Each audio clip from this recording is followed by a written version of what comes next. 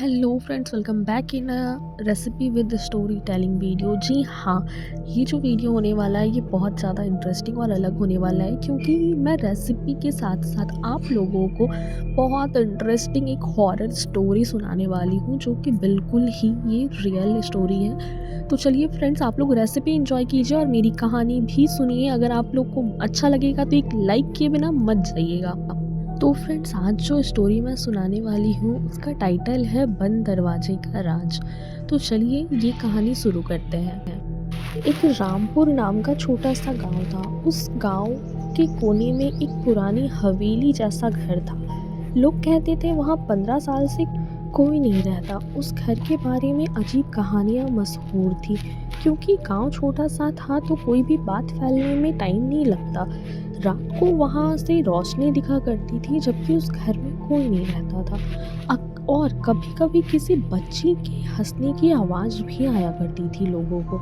गांव वाले कहते थे उस घर का दरवाज़ा कभी मत खोलना, वहाँ कुछ ठीक नहीं है। लेकिन बोला जाता है ना कि जो चीज़ मना किया जाता है वो चीज़ इंसान कभी नहीं मानते। तो यहाँ सेम चीज़ हुआ है। एक दिन शहर से एक लड़की आई जिसका नाम था रिया। वो एक यूट्यूबर थी। उसका चैनल था और उस चैनल का नाम था मिस्ट्री हंटर रिया। उसने गांव वालों से हवेली के बारे में सुना और तुरंत डिसाइड कर लिया यही मेरा नेक्स्ट वीडियो होगा। और वहाँ के गांव वाले ने बहुत मना भी किया रिया को कि ऐसा गलती मत करना। एक बुढ़े आदमी ने कहा, बेटा जो अंदर गया वो कभी वापस नहीं आया। रिया हंसी और बोली, सिर्फ कहानियां हैं अंकल। और ये बोलते ही रिया वहाँ से चली गई। और रात के ठीक 12 बजे रिया कैमरा लेकर हवेली के सामने खड़ी थी। हवा तेज चल रही थी। दरवाज़ा आधा खुला था, जैसे कोई उसे अंदर बुला रहा हो। और उस टाइम रिया ने कैमरा ऑन किया और उसने वीडियो बनाना शुरू कर दिया। उसने बोला, हे गाइस, आज हम एक्सप्लोर करने वाले हैं इस हॉन्टेड हवेली को। वो धीरे धीरे अंदर गई। अंदर सब जगह धूल, पुरानी तस्वीरें। एक तस्वीर में एक छोटी बच्ची मुस्कुरा रही थी। तभी ठक ठक ठक की आवाज आई ऊपर से। रिया रुक गई। दिल तेज धड़क रहा था रिया का, पर व्यूज के लिए हिम्मत जरूरी थी। वो सीढ़ियाँ चढ़ने लगी। हर कदम पर लकड़ी की आवाज़ आ रही थी। ऊपर पहुंचकर उसने देखा एक कमरा जिसका दरवाज़ा बंद था। दरवाजे पर लिखा था, मुझे आज़ाद करो। और ये पढ़ते ही रिया घबरा गई। रिया हिम्मत नहीं हारी और वो आगे बढ़ी। रिया ने हल्का सा दरवाज़ा को धक्का दिया। दरवाज़ा खुल गया। अंदर एक पुराना पलंग और कोने में एक गुड़िया। कैमरा जूम करता है। गुड़िया की आंखें हिलती है। रिया का हाथ कांपने लगा।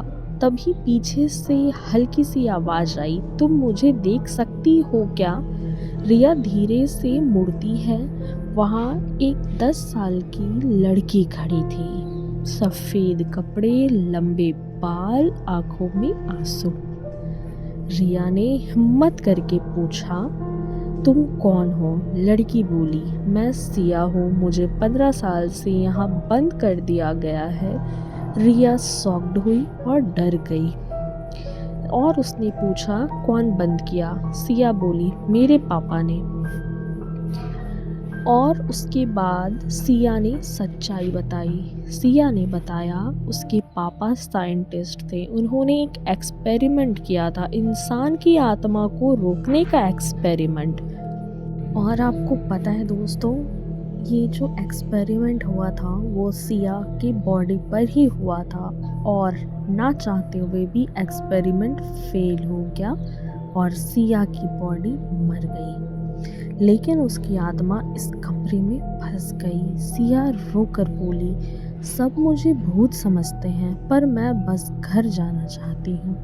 रिया इमोशनल हो गई। मैं तुम्हारी हेल्प करूँगी, रिया ने बोला। सिया ने कहा, बस मेरे पापा की डायरी जला दो, उसमें एक्सपेरिमेंट लिखा है।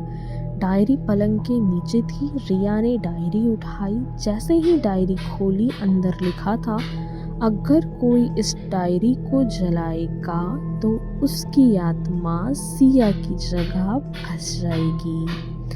रिया का चेहरा सफ़ेद पड़ गया। सिया चुप हो गई, फिर धीरे से मुस्कुरा कर बोली, अब तुम समझ गई ना, मैं 15 साल से किसी का इंतजार कर रही थी।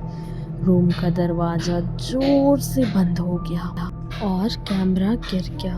स्क्रीन हिलने लगी। रिया चीखने लगी, ये झूठ है, तुम मुझे फंसाना चाहती हो। सिया की आवाज़ बदल गई।